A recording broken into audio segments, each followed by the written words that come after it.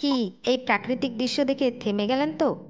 আজকের প্রাকৃতিক দৃশ্যের মধ্যে নিয়ে এসেছি সিকিমের কিছু ভিউ পয়েন্ট। জলপাইগুড়ি গ্যাংটক হয়ে যখন আমরা স্টে করি তারপরে এই দৃশ্য দেখে মন মুগ্ধ হয়ে গেল। ওখানকার পরিবেশ সত্যি অত্যাধিক সুন্দর। পাহাড় আর জলে সব যেন মিলে একাকার হয়ে গেছে। সিকিমে দেখার জন্য যে সমস্ত ভিউ পয়েন্টগুলোকে মেন করা হয়েছে সেটা হচ্ছে কাঞ্চনজঙ্ঘা, গুরুদলমার লেক, আর তারপরে আছে লাচেন, কালো পাথর। এবারে আমরা বেইলি ব্রিজ দিয়ে চলে এলাম লাচেনে। ব্রিজ ক্রস করতে করতে আঁকাবাঁকা সাপের মতন এবড়ো খেবড়ো রাস্তা দিয়ে যেতে যেতে প্রাকৃতিক দৃশ্য দেখতে দেখতে শরীরে যে ধকল হয় সেটা আর অনুভূতি হবে না।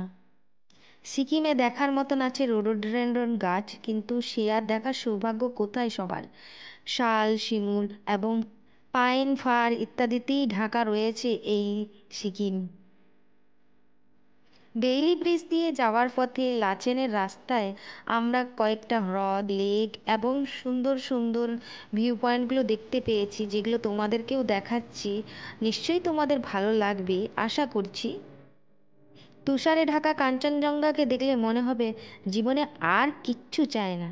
হ্যাঁ, মনে হতে পারে যদি এখানেই একটা বাড়ি বানানো যেত কতই না ভালো হতো। এতদূর পথ ক্রস করার পরেও কোনো বরফের নাম নিশান দেখতে পাইনি। তাই কিছুটা এগোনোর পর দেখলাম পর্বতের খাঁজে খাঁজে ছোটোবেলায় যে পড়েছিলাম উপত্যকা সৃষ্টি হয় তাই দেখতে পেলাম। দূরে ওই একটুকু কাঞ্চনজঙ্ঘা দেখা যাচ্ছিল, তো আমরা সেই সীমানায় পৌঁছাইনি। তারপর সেই আবার এগিয়ে চলা পাহাড় ধরে ধরে এই তো এবারেই কাঞ্চনজঙ্ঘা দেখা যাচ্ছে ওই যে দূরে। আর রোপওয়ে করে আপনারা পাহাড়ের দৃশ্য সুন্দরভাবে এনজয় করতে পারবেন। এরপরেই আমরা পৌঁছে যাব কালো পাথরের কাছে। কালো পাথর পাহাড়ে সত্যি পাথরটা সত্যি কালো। ওর কালো রঙের জন্যই মনে হয় হয়তো ওর নাম হয়েছে কালো পাথর। তো কিছুটা যাওয়ার পরেই আমরা বরফের নাম নিশান দেখতে পেলাম, যেহেতু মনে স্বস্তি লাগলো, সত্যি বরফ দেখতে পেয়েছি।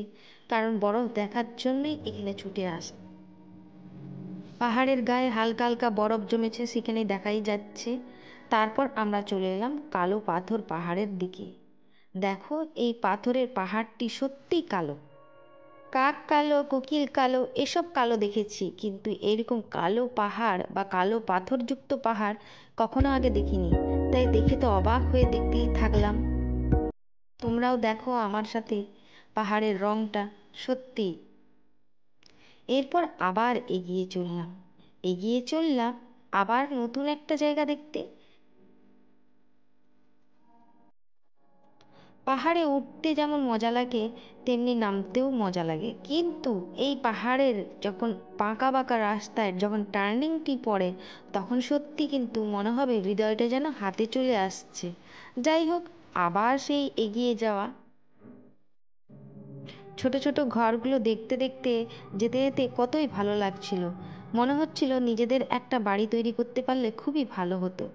এই যে বরফ, এবারে বরফের সমস্ত কিছু দেখতে পাবো। যাই হোক, একটুকু আবার এগোনো যাক। চলে এলাম আমরা গুরুদলমার লেক।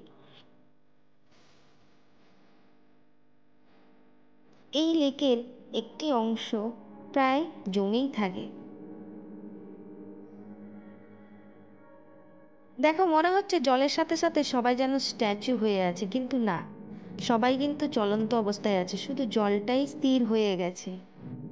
গুরুদলমার লেকের একটা কথিত আছে যে গুরু নানক এই জলে পা ডুবিয়েছিলেন বলে, তাই জন্যই এখানকার জলটি স্থির হয়ে যায়। সিকিমের গুরুদলমা যাওয়ার জন্য পারমিট লাগে। এখানে -20 ডিগ্রি সেন্টিগ্রেডেও তাপমাত্রা নেমে যায়। হ্রদের একটি অংশে বরফ জমে এখানে রাস্তা বেশিরভাগই সময় বন্ধ থাকে। জলপাইগুড়ি থেকে গ্যাংটক হয়ে যেতে পারেন, আবার লাচেন থেকেও যেতে পারেন। তো ভিডিওটি কেমন লাগলো? আশা করি সকলকে ভালো লেগেছে। আর ভালো লাগলে লাইক, কমেন্ট, সাবস্ক্রাইব অবশ্যই করে দেবেন।